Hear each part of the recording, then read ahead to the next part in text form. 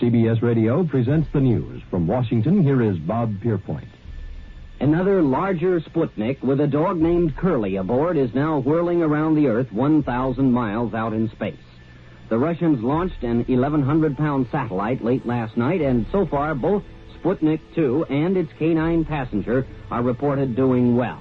The dramatic achievements in space which occurred in recent weeks should have made clear to us all, as did the Sputnik in 1957, the impact of this adventure on the minds of men everywhere who are attempting to make a determination of which road they should take.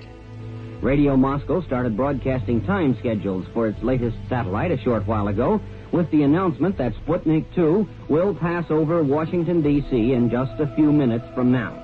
Dr. J. Allen Hynek, well-known associate director of the Smithsonian Observatory at Cambridge, Massachusetts, was asked if the half-ton weight of Sputnik 2 indicated the Russians might have a war rocket powerful enough to reach this continent from the Soviet Union. It certainly indicates they have the capabilities of launching an intercontinental ballistic missile, replied Dr. Hynek.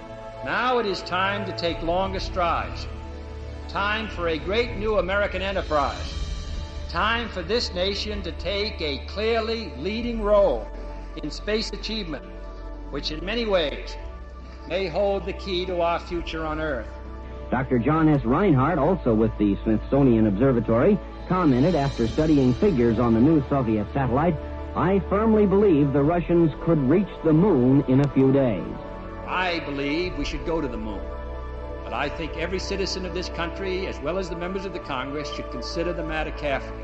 Every scientist, every engineer, every serviceman, every technician, contractor, and civil servant gives his personal pledge that this nation will move forward with the full speed of freedom in the exciting adventure of space.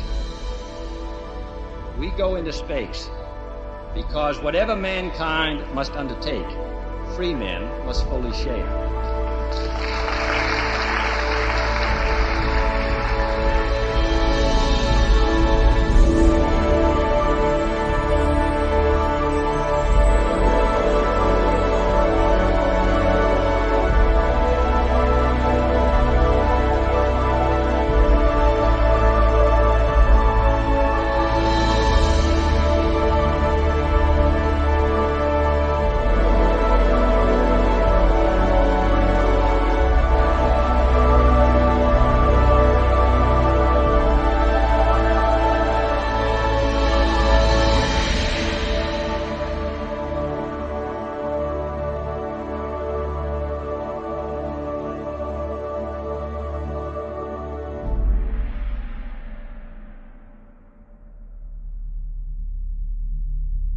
On January 25, 1994, the Deep Space Program science experiment known as Clementine was launched from Vandenberg Air Force Base.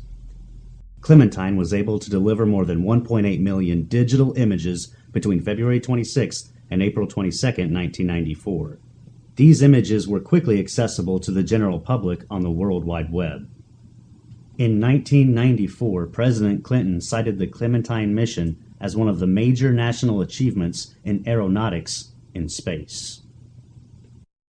By going to the Clementine Lunar Image Browser 1.5, you can find many images that have been smudged or blurred to keep you from seeing what is there. Click on the desired resolution section and choose 1 pixel equals 1 kilometer option. Then by going to the image size in pixels option, choose 768 by 768. You are now ready to see for yourself a huge object on the surface of the moon. On the moon map, you will easily see a dot on the top of this crater and on the lower left. Click on the black dot on top of the crater and a close-up image of this section appears in the browser. What you see is a huge object resting at the top of this crater. It appears to be a large machine or perhaps a large spaceship or a motor of some kind. You can clearly see this photograph has been smudged over and blurred so we cannot see the details. This little gem was discovered and brought to the attention of moon researchers all over the world by Joseph P. Skipper on May 28, 2004. I decided to hire an imaging forensics expert to take this photo and to try and remove the blurring to reveal what is underneath. Jim Horrocks, an imaging forensics expert who who has worked with the Los Angeles Police Department, was sent this photo, and his findings were written in a report he submitted to the production. First of all, the astounding measurements he made reveal an object that is 10 times the size of Los Angeles. 10 times the size. This in itself is an incredible detail about the size of this object. By using Adobe Photoshop and some of the filters available within the program, we were able to see more of the details that were lost due to the blurring applied by whoever did this for NASA and the Clementine mission archives. This enormous object seems to be some form of a machine or possibly a spacecraft. In all the enhancements made independently, it appears there may have been what appears to be a giant humanoid wearing a jumpsuit and possibly working on the front portion of this contraption. This may or may not be a giant humanoid. Perhaps the shadows seem to reflect something of a human form. We will never know until NASA releases this photograph unblurred and with the clarity available for us to see. By clicking on the new lunar map now available, you will now see that the same crater is available for viewing in all its clarity. There is no object there anymore, and there is no smudging of anything near or within the crater.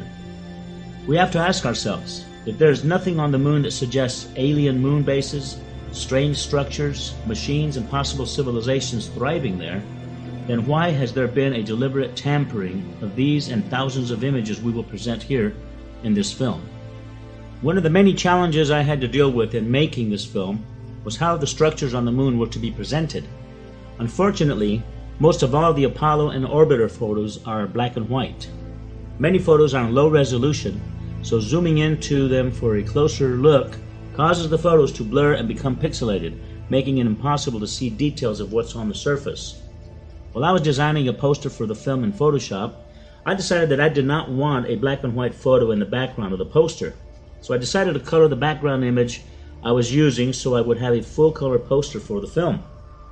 I took some full color aerial photos of landscapes that closely resemble the distances of the moon's surface, turned them into black and white photos, and compared them to the moon photo I was about to airbrush. Noticing the different shades of the aerials from Earth and the colors represented, I then started making a color palette in Photoshop. All I did was airbrush the colors onto the moon photo as they appeared on Earth. But the structures and other objects on the moon revealed themselves. I was so overwhelmed at the results, I have now colorized over 247 photos. Now that I had come up with a format and a routine for colorizing the moon, I decided to gather the most famous Apollo moon anomaly photos that researchers from all over the world had been presenting for years and decided to colorize them. This is one of the many original NASA photos that has some very unique anomalies, especially here in this area. This is what it looks like after we bring up the contrast to eliminate the brightness applied to distort the image. And this is what it looks like after applying my colorizing process to it. So remember, these are colors and tones I used from Earth photography applied to the moon's surface. With Earth colors applied, you can see all the details with depth perception as never before. By painting the moon with Earth colors and tones, we can now see what has been there all along for us to view.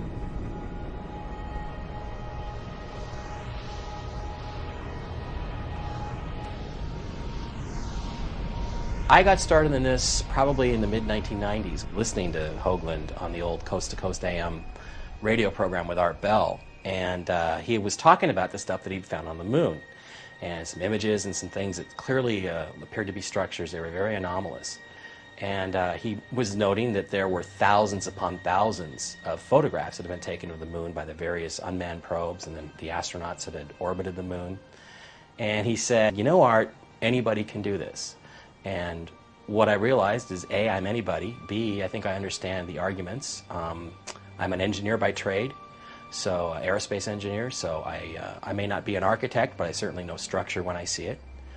And I started looking at the evidence that he presented, and I just got fascinated by it. I created a web page called the Lunar Anomalies homepage, which still exists, and it was all dedicated to stuff on the moon.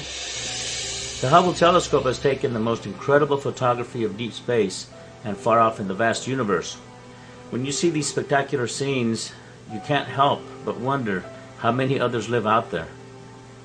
So when NASA was asked by scientists and astronomers when the Hubble telescope would be used in photographing the moon, NASA's reply was that because the moon was too bright, it would be impossible to get accurate photography of the moon. The first photo was released from the Hubble Space Telescope in 1999. Needless to say, the scientists and astronomers were not too pleased at how NASA had deliberately lied to them. When I heard about this photograph, I thought for sure we would see the moon in full color. But of all the photos taken by the Hubble telescope of the moon, they are in black and white. After colorizing all these photos, you can't help but learn the moon's layout. After all, it is a small planet compared to Earth. Prepare yourself for an incredible expedition as we now take you back to the moon on a voyage filled with mystery and secrecy.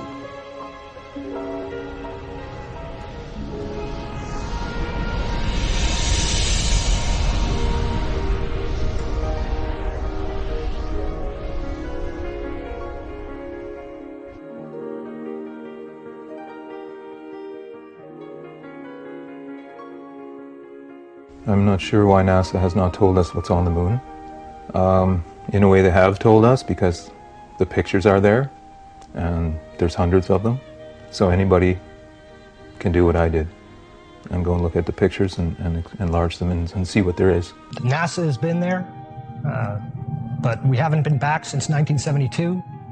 And you've got to sit there and wonder why that is. It's our closest celestial neighbor in the heavens. You can see it every night when you walk outside, and really there's so much mystery about it still to this day. Many people seem to think that the Apollo program answered a lot of these questions, and in many ways it did, but we, the general public, have never been privy to any of those answers.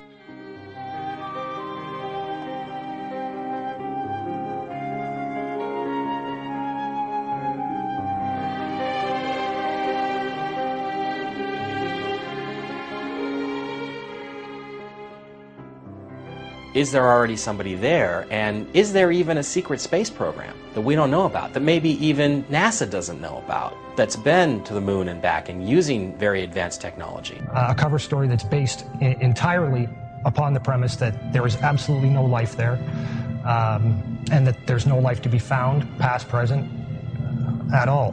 That's simply not the case. So I certainly believe that some of the stuff that we're finding on the moon may be alien, extraterrestrial in origin. It may be ruined, ancient, abandoned extraterrestrial ruins. Some of it may be active, and some of it, in fact, may be our own stuff. I don't think there's any possibility that NASA is not aware of the civilizations on the moon and the structures. They're very obvious, easy to see. They are in contact with some of these extraterrestrial life forms, and they don't want you to know about it. There was the guy that hacked into the NASA database and found some listings of non-terrestrial officers. NASA may have made a deal with beings up there to not reveal their civilization, but then again, the pictures have the evidence. It's all in the pictures anyway. The whole purpose to the cover-up is to prevent we, the plebeian masses of this planet, from gaining the appreciation that there is indeed extraterrestrial life out there, intelligent extraterrestrial life. And this is life that the government is very well aware of. The governments around the world, it's certainly not a U.S. issue. They're very well aware of it.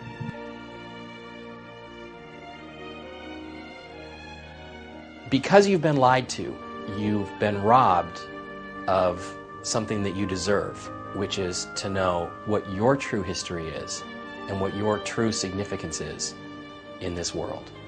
I really don't think people realize how deep the lie goes, how big it is, how unbelievable the cover-up is. This truly is the greatest story ever denied.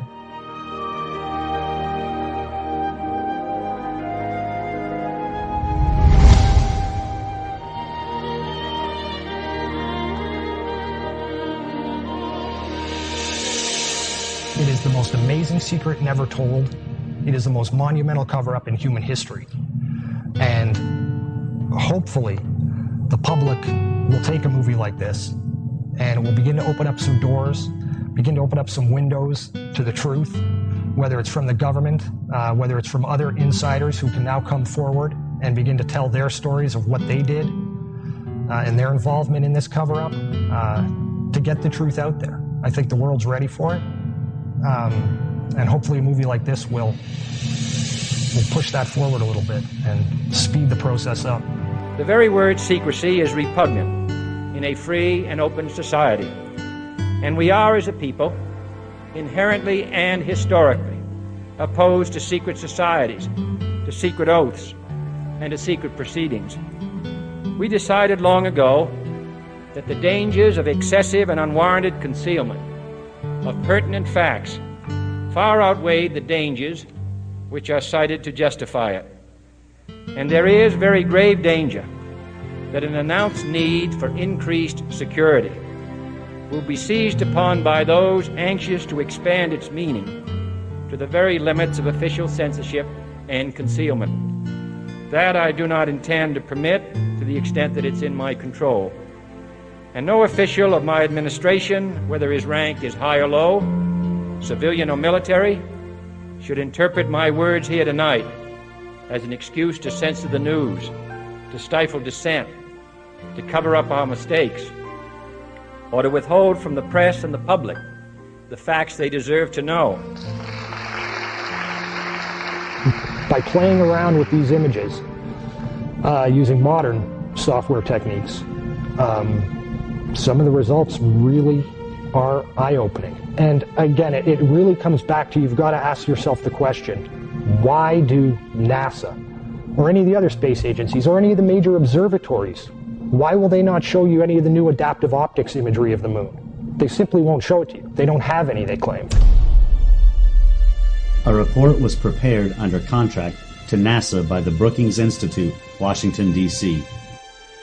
The report outlines the need to investigate the possible social consequences of an extraterrestrial discovery and to consider whether such a discovery should be kept from the public in order to avoid political change and a possible devastating effect on scientists themselves due to the discovery that many of their own most cherished theories could be at risk.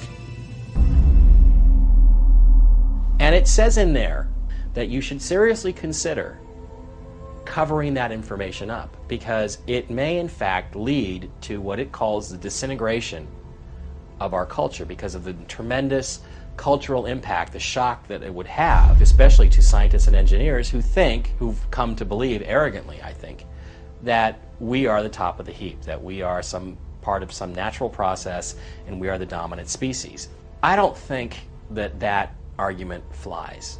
I think that document is nothing more than their political and legal cover for what they've been doing, because there is a much bigger issue that comes out here. What most people don't know is that, NASA is not a civilian science agency. If you look at the actual charter under which NASA was originally put into existence, it states clearly there that NASA is an adjunct, a division of the Department of Defense, and it is beholden to the Department of Defense. When you couple the Brookings Institute report with a document called Executive Order 10501, 10501 was a document that was specifically related to safeguarding official information in the interests of national defense. And it's important to note that the term national defense actually includes not only considerations of a military perspective, but also geoeconomic and geopolitical as well. And when you compare or take those two documents, when you take 10501 and the Brookings Institute report, right there, that lays the framework for the greatest story ever denied. That gives them legal justification to cover this up.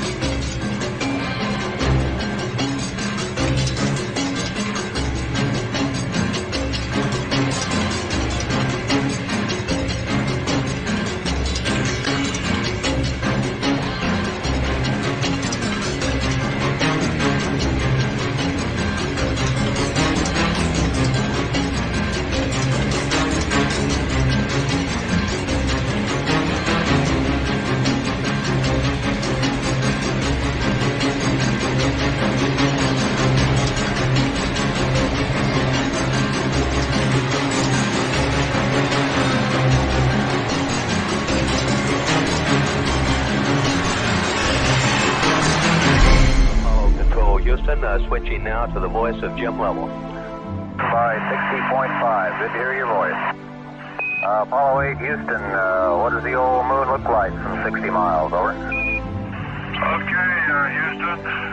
The moon is essentially gray. No color. Looks like plaster of Paris. It has been speculated the moon missions were hoaxed.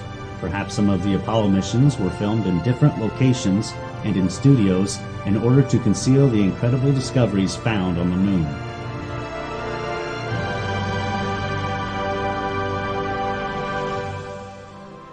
In 1979, Marie Chatelain, former chief of NASA Communications Systems, confirmed Neil Armstrong had indeed reported seeing 2 UFOs on the rim of a crater.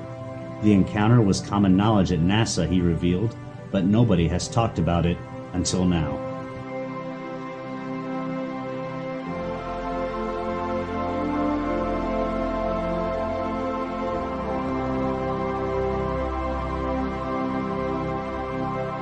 Even if you don't care what's up there, you damn sure care about the lies that are being put in place to hide what's up there. You know, whether you have the interest in the space program or the interest in what's going on over our planet's atmosphere or not, you are affected by the lies that are in place to maintain this greatest of all cover-ups. And we're talking about just a massive effort by the military-industrial complex. A couple of nuclear weapons sent into space were destroyed by the extraterrestrials. Our government sent a nuclear weapon for explosion on the moon's surface. It was tended to, as I understand it, to assess some scientific data and reaction and so forth. When I was a corporate manager of Fairchild Industries in 1974 through 77, I met the late Dr. Werner von Braun in early 74. At that time, von Braun was dying of cancer, but he assured me that he would live a few more years in order to tell me about the game that was being played, that game being the effort to weaponize space. The idea of any explosion in space by any Earth government was not acceptable to the extraterrestrials, and that has been demonstrated over and over. The strategy that Werner von Braun taught me was that first the Russians are going to be considered to be the enemy. In fact, when I met him in 74, they were the enemy. They wanted a weapon system they could put in space that would stop a ballistic missile. That was the concept. Then terrorists would be identified, and that was soon to follow. We heard a lot about terrorism. Now, if that ballistic missile happened to be coming from another direction other than earthbound, could it do the same thing?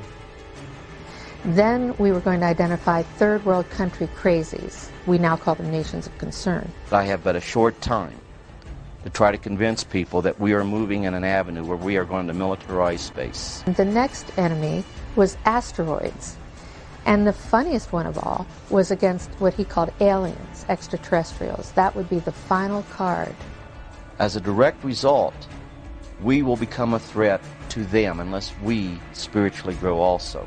And over and over and over, during the 4 years that I knew him, he would bring up that last card. And remember, Carol, the last card is the alien card. We're going to have to build space-based weapons against aliens. And all of it, he said, is a lie. We put nuclear weapons out in space as a line of defense, and we was ready to blow them up if they started in. Today, most people have come to the very clear realization, I think, that things aren't quite as you've been told, and the question then just becomes is, how big is the lie? And the truth is, it's bigger than most people can imagine. One of the great things about the NASA archive system is that at the back of many of their documents, they have both distribution and reference lists. And the distribution lists are very important. They say who that document is being forwarded to and which department and for what company. And when you begin to cull through these documents, certainly ones that deal with specific subject matter, like image enhancement, for example, you begin to see a lot of names that obviously begin to repeat. And you can very quickly determine what individuals knew what and had to have been privy to certain information just by the very nature of their job. The individual that I managed to identify and who agreed to meet with me and talk with me was a man who worked for a company called Belcom during the 1960s and into the early 1970s. Belcom, although many people haven't heard of it, is in many ways a company that is more responsible for landing man on the moon than NASA really was. Belcom's a division of AT&T and Western Electric. Belcom was around for only a decade. They were there for the specific purpose of landing man on the moon and ensuring that NASA got the job done. Meeting him was actually the most incredible 3 hours of my life, the interview that we had. A man who I knew was in the know, a man who I'd tracked down. He wasn't in any way looking to throw this stuff out in the public eye. It was just really a matter of him recognizing that I wasn't on a total blind fishing expedition, and I'd actually figured some things out. That opened him up in a big way. He'd made the comment several times during the interview that he'd never talked about this with anyone before. It was not the kind of subject matter that you talk with anyone about. The people that were in a position to be in the know, to have at least some high level of understanding of what was really going on, these individuals are also very well aware of what their government is actually capable of. A guard told me that he was asked to burn some photographs and not to look at them. And there was another guard guarding him who was in green fatigues watching him burn the photographs. And he said he was too tempted. He looked at one and it was a picture of a UFO, and he was very descriptive. I can go into that later with anyone. He immediately was hit in the head, and he had a big gash in his forehead. He was knocked out, and he's terrified, so he would have to be protected. Another incident, I knew someone in quarantine with the Apollo astronauts. He told me that the Apollo astronauts saw craft on the moon when we landed, and that is what he told me. And he also was afraid. He said that the astronauts are told to keep this quiet. They're not allowed to talk about it. So I do want to let you know that I worked out there for a number of years, and I ran into this. So it's not something everyone knows that works out there for a long time. My boss didn't know about it. Some people that sat right next to me didn't know about it. It's very strange, because I don't know how they can do it, but they can let some people know about it and then others not. I'm willing to testify before Congress that what I'm saying is true, and thank you very much. They know the power of these people. A lot of people ask questions like, well, how come none of these people who knew about it have ever come forward? These individuals have signed their lives away in security classification documents. And when I say sign their lives away, I mean that quite literally. I mean, these are things that if they talk about, it's off to Guantanamo Bay. This is the greatest secret in not only the United States military and the United States government, but around the world. So really, for a lot of these individuals, and there are many other investigators out there who will tell you this, that one of the only ways these individuals have to ever put the truth out is to do it through a proxy. They find another individual, or another individual finds them, and they talk a little bit about what they know. They're usually very, very careful when they talk about it, because they don't want trails leading right back to them. With this gentleman, I think a great deal of his openness had to do with the fact that he knew he was dying, and he knew that he was just fed up with the government's behavior. So he was more than willing, knowing that I had understood at least a little bit of what was going on, he was much more willing to open up to me. On November 20th, 1969, the Apollo 12 astronauts did an experiment with some strange results. They crashed the lunar module ascent stage into the surface of the moon. Shockwaves reverberated throughout the moon for over an hour. Some have likened this to ringing like a bell. These results were repeated during the Apollo 13 mission. However, this time the shockwaves lasted for over 3 hours. Hollow moon researchers say that this is proof that the interior of the moon was hollowed out by artificial means. MIT's Dr. Sean C. Solomon wrote, "The lunar orbiter experiments vastly improved our knowledge of the moon's gravitational field, indicating the frightening possibility that the moon might be hollow." On March 7, 1971, Instruments placed on the moon by the Apollo astronauts recorded a cloud of water vapor passing over the surface. The event lasted for over 14 hours and covered an area of at least 100 square miles. The Earth is thought to be around 4.6 billion years old, while rocks from the moon were found to be around 5.3 billion years old. And the dust the rocks were found in is thought to be about 1 billion years older than that. This information conflicts with the theory that the moon was produced by a collision the Earth had with another body earlier in its history. One of the things you've got to keep in mind as well when you're looking at NASA imagery is that although the sky may appear black in those frames, in many instances, when you enhance that image, you discover that there's actually an incredible amount of image detail that's just buried in the darkness of that image. But when you amplify that scene and you begin to see what's hidden there in the sky, you can begin to make out shapes. There's a few images that show structuring. And this is all done in an effort to both hide the truth, but as well to leave a bit of the truth there for you. And again, a lot of people don't want to believe they do that, but they do.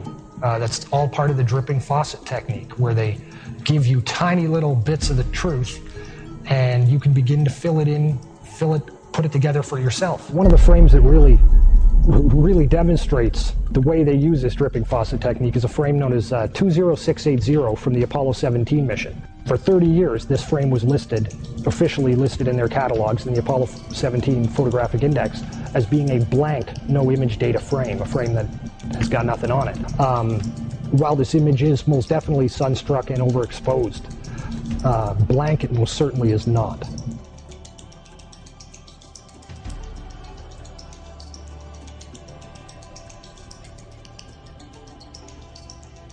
Harrison Schmitt, created some patches for his own mission, Apollo 17, which is again the mission that we take these images from, and that we've seen a lot of this color effect. And what he put on it was Stonehenge and the sun. And the sun is a symbol of ancient Egyptian god Horus. There's all sorts of Egyptian mythology that runs through all the Apollo program, which is supposed to be Greek, but it ends up that there's really sort of a dual meaning to all this stuff, and it's an Egyptian.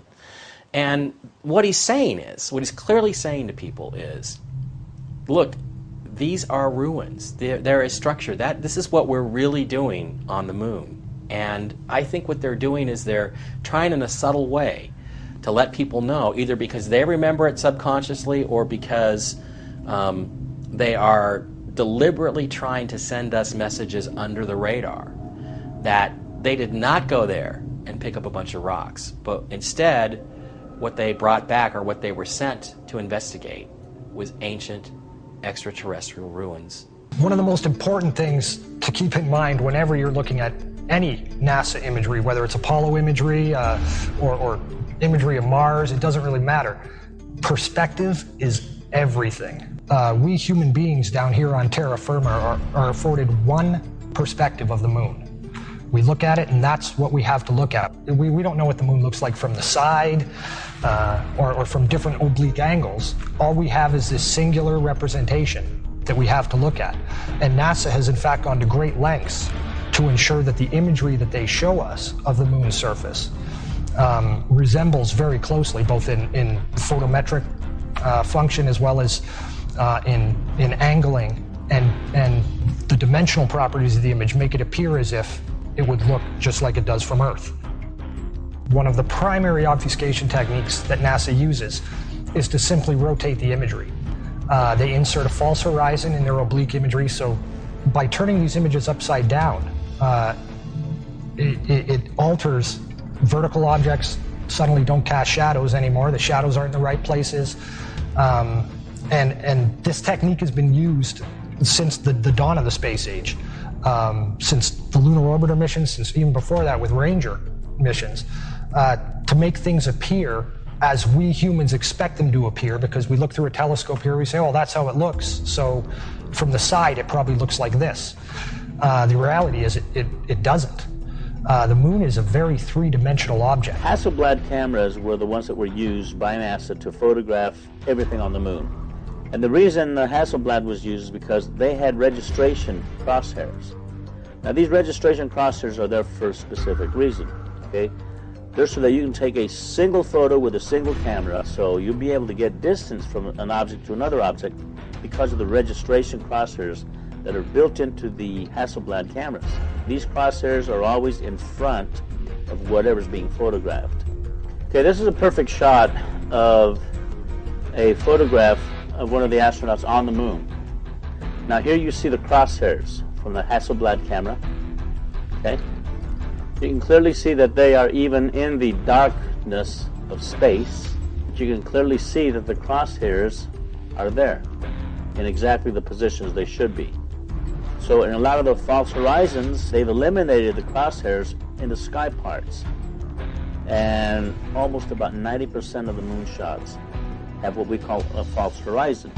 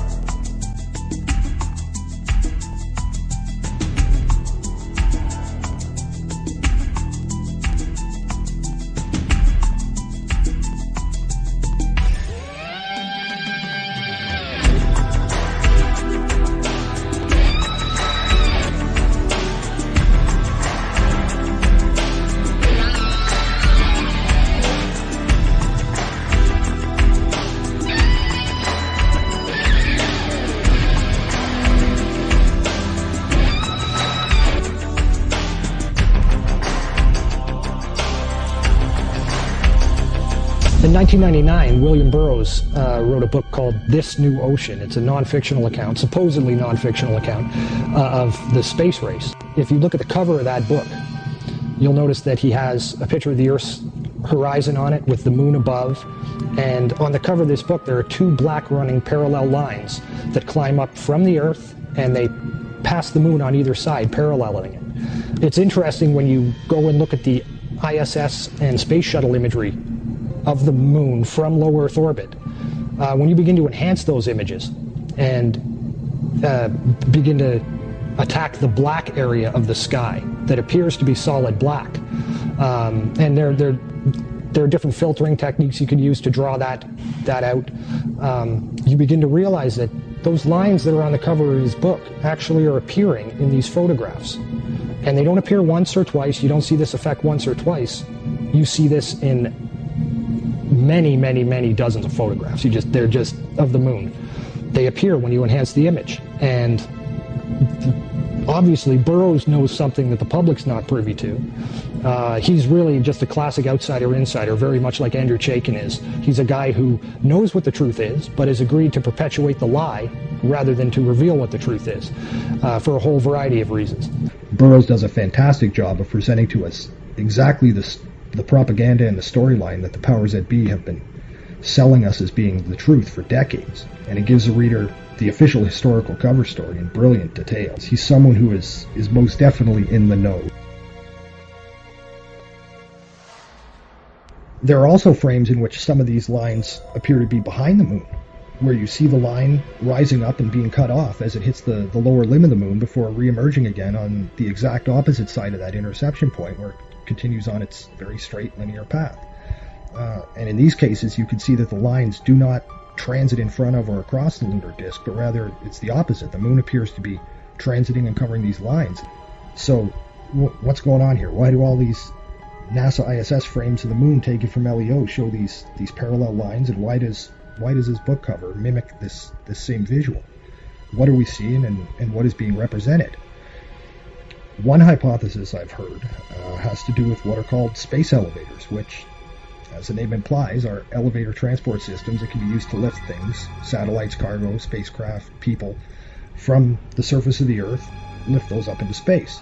Now, I realize that to many people this idea of building elevators with lengths of the tens of thousands of kilometers that could extend from the Earth's surface up to geostationary orbit or to the moon probably sounds ludicrous, something that if it is possible at all, it must be centuries and centuries beyond what we're capable of doing today. But it really does not seem to be as beyond state-of-the-art as one might think. These are the kind of projects being worked on today and funded today. Back in 1999, NASA sponsored what was called the Space Elevator Workshop, and its purpose was to explore the feasibility of the development of space elevators in the 21st century.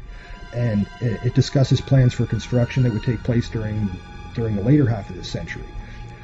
And that's all the unclassified stuff. That is what they're willing to tell us about their capabilities.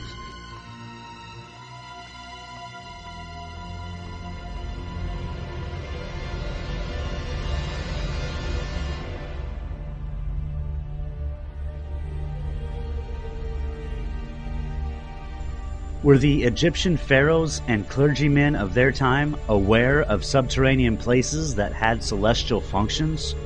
Judging by hieroglyphics that were discovered in tombs of pharaohs such as Ramses, one can see a collaboration between what the Egyptians described in their time as a stairway to heaven and what we are seeing now with these space elevators emanating from Earth. The Vector, NASA's official logo. If you've ever looked at NASA's official logo, both their official insignia and their official seal, you'll see that the most prominent object in the seal is a red swooshing object. They call that the chevron or the vector. If you ask NASA's Public Affairs Office, this symbology is featured so heavily in their insignia and seal, they'll give you what really amounts to the standard facile cover story for the unilluminated. They'll tell you that is a representation of a hypersonic wing design from the 1950s, which was the time the logo was created. Not exactly the case. Someone might want to ask the Russian Federal Space Agency, Roscosmos, that was formed in 1992, why they chose that same logo. And while you're at it, you can go ask the Chinese, who formed their space agency in 1996, why in the world they're using a hypersonic wing design from the 1950s as their official logo. Then you can ask the Japanese, the South Koreans, Taiwanese, Malaysia, Mexico, Iran, all of these countries, even Bulgaria. They all utilize the vector symbology in their space agency logos for their national space agencies. It gets even deeper. You can go look at the individual manned program patches for NASA. The Mercury program, for example, a blatant use of covert symbology. In every logo dealing with the Mercury program, you'll see what looks like a number 7 in their logo. And again, NASA's official story is that they put this number 7 there so that they could pay homage to the original 7 Mercury astronauts. Kind of forgetting the fact that only 6 Mercury astronauts actually flew into space because number 7 never did. Deke Slayton had a heart problem, so he didn't get to go up. So there were only 6 Mercury astronauts. Yet there's a 7 in every single logo. That's in the official mission or official program insignia for Mercury, as well as the 6 individual mission patches carry this logo. And it carries on to the Space Shuttle program. If you look at the Apollo logo has a big letter A in it. At least that's what they want you to believe, but it's not. Again, that's just a simple way of explaining away the inclusion of this vector symbology in the logo.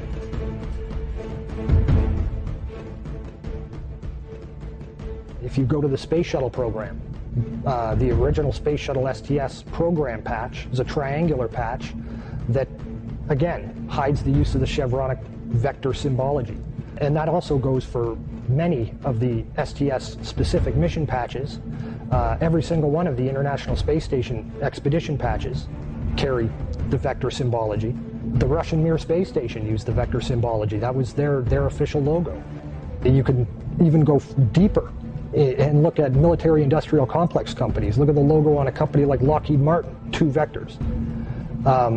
The X-Prize logo, Ames Research Labs, U.S. Space Command. When you get into the military realm, the United States Space Command, their official logo is the vector symbol. And when you look at the military's individual space-specific programs, all of them deal with vector symbology in their official insignias. And the question really becomes, who or what are these people paying homage to? And the truth, quite frankly, is out of this world.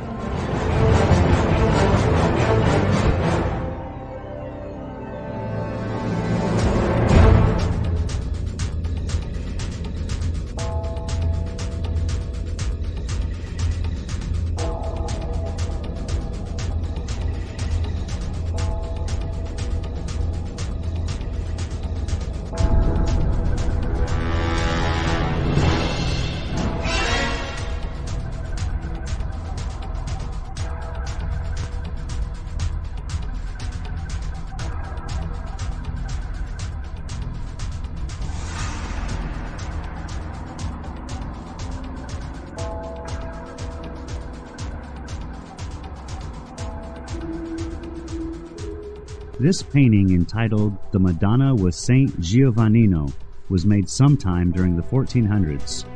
The artist's name is not known, but at first glance you can notice a UFO shape in the sky to the right side of the Madonna. If you were to see the original full-size painting, you would see the object clearly. Looking at the enlargement, you can see a man and his dog standing and looking up at the object. However, this painting has something else being depicted. On the left side of the painting, you see the sun and some vector-like objects seemingly flying from or toward the sun. Perhaps this artist was trying to tell us something. In another painting of the Madonna made by a completely different artist, the unusual patterns of the sun and the vector-like symbols have also been added prominently on the Madonna's cloak. You can see the same symbology on this painting as on the one before. This time, however, there is no UFO object to be seen anywhere in the sky. This footage was taken over Mexico City in 2002. There were many other videos and photographs taken of this same type of object, clearly resembling the shapes as seen on the visor of the astronaut, on the moon, and depicted in the 14th century paintings of the Madonna and Child. There is probably a larger story behind the vectors, but it is very unusual this symbology has been adapted by all the United States and foreign space agencies, especially enemies like Iran and others who are also making missions to the moon. Apollo Control, Houston, switching now to the voice of Jim Lovell. By 60.5, good to hear your voice. Apollo 8, Houston, what does the old moon look like from 60 miles, over? Okay, Houston, the moon is essentially gray, no color.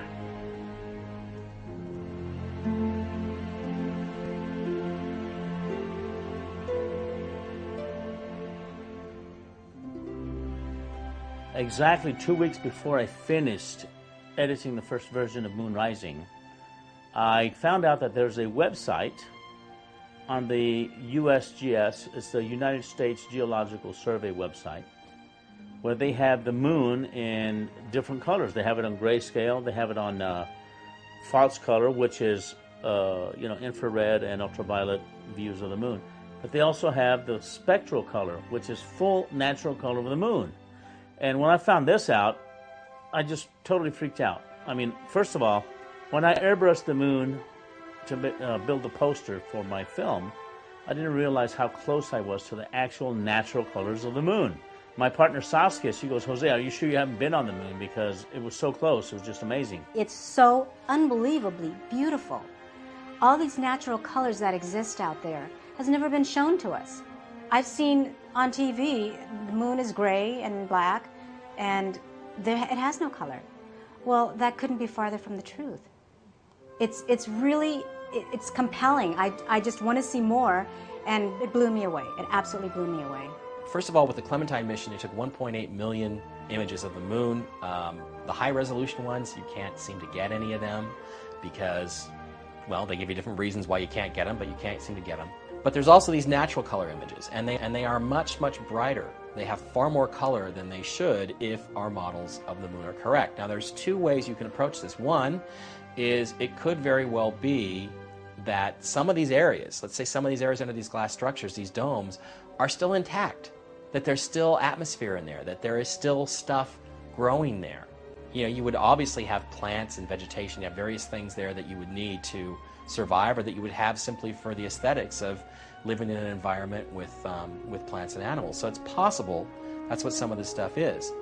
Another distinct possibility, and this is the one that I tend to advocate, is that if you really do have these multiple layers of glass structures all over the moon, what's going to happen is the light is going to scatter and bounce all over the place. And when it does that, you get a prism effect, and it then will combine with other red or green or blue, and it will make other colors. In order to comprehend the significance about the natural color of the moon, you need to know where these images come from. This is what is called the skin of the moon. It is the actual surface that has been stretched and flattened out. When visual artists wrap this skin around a sphere in their 3D programs, this is what you get. Jose Escamilla downloaded hundreds of sections of the entire skin that is available on the USGS website. The area of interest is in this section here, located on the front side of the moon. When Jose zoomed into this particular section, he recognized some very unusual features and objects in the scene. First of all, the terrain below is clearly presenting itself at an angular view. The disc shape located here appears to be hovering above the surface. When you compare this disc with others that are closer to the terrain, you can clearly see this object is not down on the terrain. Jose found out very quickly that there are more of these discs all over the moon. The discs that you will see in other photos we are going to present are identical to this one. They are hovering on their sides, and sometimes they are hovering as these others below. The other discs you will see are different in color and details, but they are shining light onto the lunar surface as they do whatever they are doing close to the terrain. In all the photos Jose presents in this film, you are seeing the only clear and detailed photography ever released in full color of real flying saucers. NASA has known this, and so have the multitudes of people connected to the space program. Another thing that I need to bring forth is, in my first film, UFO: The Greatest Story Ever Denied, we had this whole segment on the STS footage of the things that are flying near the tether, things that have the donut hole, but they seem to be alive. I come to find out that these things are thriving on the moon's surface. There's thousands of them, and they're hovering above the moon's surface, finding the full color imagery that you're looking at now, the natural colors of the moon. It brings us to a total new reality that the moon could have been teeming with life back in '94 when these photos were taken, or it may still be teeming with life.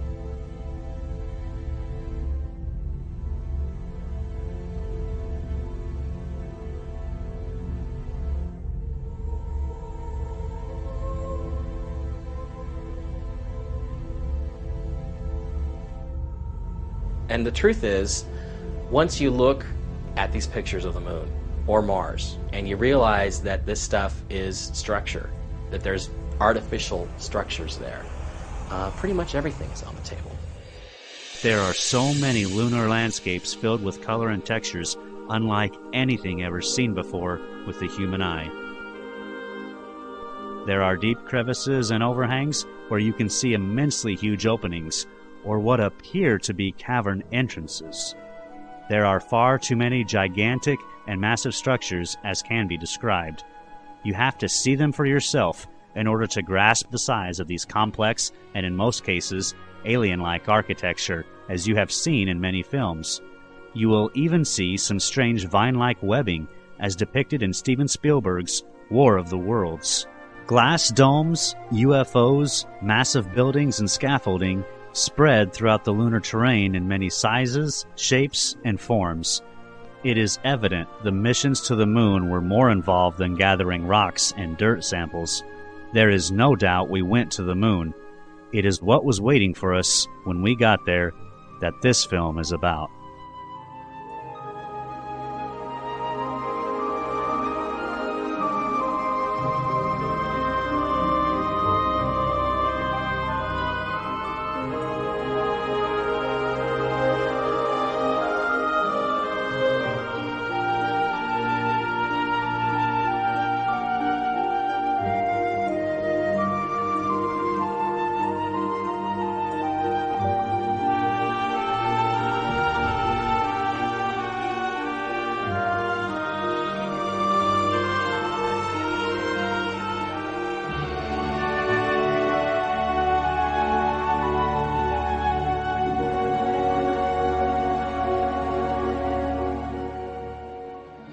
finding the full color imagery that you're looking at now, the natural colors of the moon, it brings us to a total new reality that the moon could have been teeming with life back in '94 when these photos were taken, or it may still be teeming with life. I think they are still there. They were there in the 70s when the last Apollo mission was there. I found lights on. It seems that, at least in some areas of the moon, that the lights might still be on.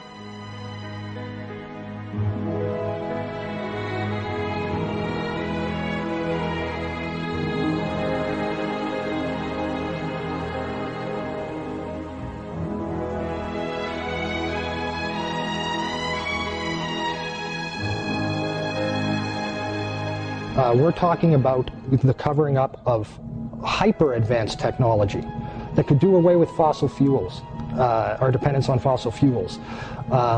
We're talking about technology that allows for much quicker transport through space than we've ever been told. What I think has happened is that all these other countries somehow have found out that we went there, that we brought back this technology, that we're exploiting this technology. And they want a piece of the action. So that's why, it's the only reason why they would spend the kind of money that they're spending. India, China, all these, Japan, all these countries to go back to the moon. To what? To collect rocks? No, they're going back there because there's something incredibly valuable there that they know that we have, the United States brought back, that they want a piece of. And it's a tremendous risk.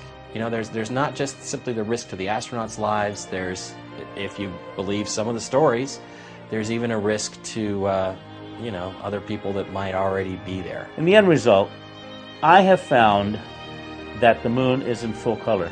It's not a black and white object. It's not made of, you know, impact craters and this kind of thing. There's a lot more to it. NASA has deliberately tampered a lot of the photography. They've eliminated the crosshairs to eliminate what was in the background in the sky or in the landscapes. And there are some very significant things that have occurred. All we say, we don't know the answers. You know, in this whole realm, none of these individual researchers, not necessarily Jose, not Richard and I, we don't have all the answers. We all have a piece of the puzzle. We all see different parts of it. And there's certain aspects of this that we're all good at. All I'm presenting to you, and it's backed up with facts, all my films present you with evidence that is fully acknowledged. You can backtrace it. You can do, as they say, back engineer everything I present. It's all there for you to see. What we do know is that there's more information out there. Again, there's 1.8 million Clementine images sitting on the web. No one person can access even a handful of those and look at them and study them and find stuff on them. So what we need is for people that see these films and see documentaries like this is to understand that this stuff does exist. They can't hide it all. When I was talking with the gentleman from Belcom, and we were discussing the lie, everything he was telling me was different from what we were being told was the truth. And at one point I asked him, I said, man, you guys, you lied about a lot, didn't you? And instantly he said, no, we didn't lie about certain things. We lied about everything. None of it was true.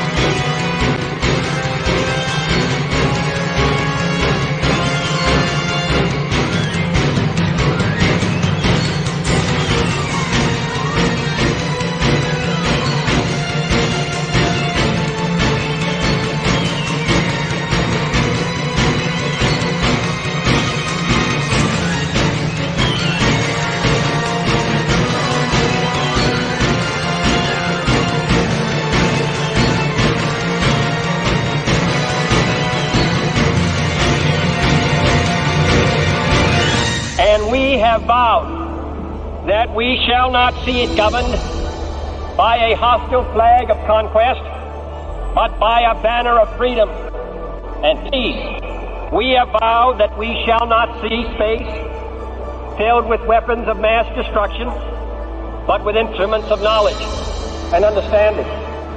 Yet the vows of this nation can only be fulfilled if we in this nation are first, and therefore we intend to be first.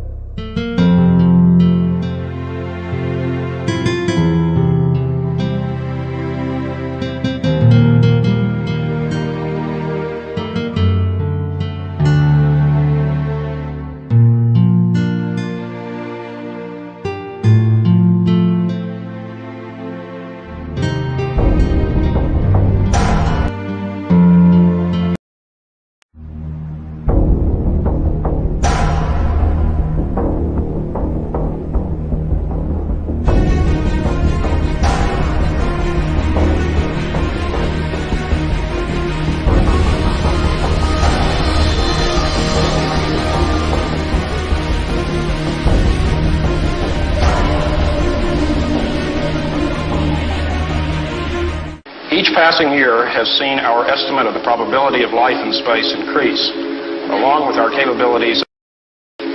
More and more scientists feel that contact with other civilizations is no longer something beyond our dreams, but is a natural event in the history of mankind. I don't think we should wait until the encounter occurs, but that we should do all in our power to prepare ourselves for it. The manner in which we first meet may determine the character of all our subsequent relations. Let us never forget the fatal impact we've had upon innumerable peoples on this earth, people of our own species who've trusted us, befriended us, and who we destroyed by our thoughtlessness and insensitivity to their needs and their vulnerabilities. The simple truth is that before we can communicate with others successfully, we must first learn to communicate with ourselves successfully, and we're a long way from having achieved that. Perhaps that is where we ought to begin.